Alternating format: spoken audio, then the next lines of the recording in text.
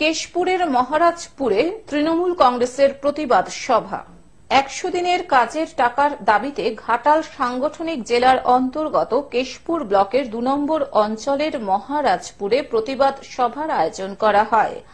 প্রথমে ২ নম্বর অঞ্চলের দামোদরপুর বাজার থেকে একটি পদযাত্রা অনুষ্ঠিত হয়।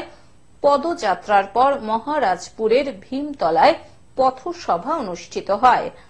এদিনের পথসভায় উপস্থিত ছিলেন ঘাটাল সাংগঠনিক জেলা তৃণমূল কংগ্রেসের সভাপতি আশিস হুদাইদ, ব্লক তৃণমূল কংগ্রেসের সভাপতি প্রদ্যুৎ পাঁজা, পঞ্চায়েত সমিতির সভাপতি চিত্তরঞ্জন গড়াই সহ ব্লক ও অঞ্চলের নেতৃত্ব। প্রতিবাদ সভায় উপস্থিত হয়ে জেলা সভাপতি আশিস হুদাইদ জানান, কেন্দ্রীয় সরকার যেভাবে দিনের পর দিন রান্নার গ্যাসের দাম বৃদ্ধি করছে তাতে সাধারণ মানুষের অসুবিধা হচ্ছে।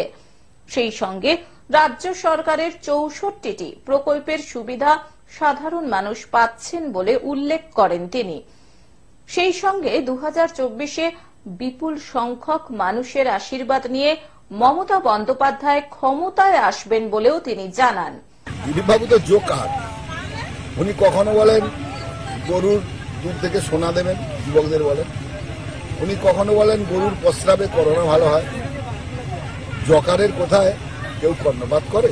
তাই জকার কি বলল সে বিষয়ে আমাদের জানার খুব একটা প্রয়োজন নেই। তবে আজকে আমরা জানিয়ে গেছি যে এই জাতীয় জোকারদের আগামী দিনে যে আমাদের মেদিনীপুরের শ্রেষ্ঠ জোকারকে যদি আগামী দিনে তার কোনো মডেল তৈরি বানাতে হয়, তার জন্য বলেছি যে এবার ওনার মুখে গোবর দিয়ে একটা ভালো করে ডাইস তৈরি করে।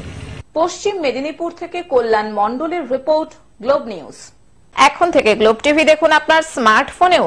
গুগল প্লে স্টোর অথবা অ্যাপল স্টোর থেকে ডাউনলোড করুন গ্লোব টিভি লাইভ অ্যাপ। এছাড়াও জিও টিভি অ্যাপ থেকেও দেখুন গ্লোব টিভি লাইভ।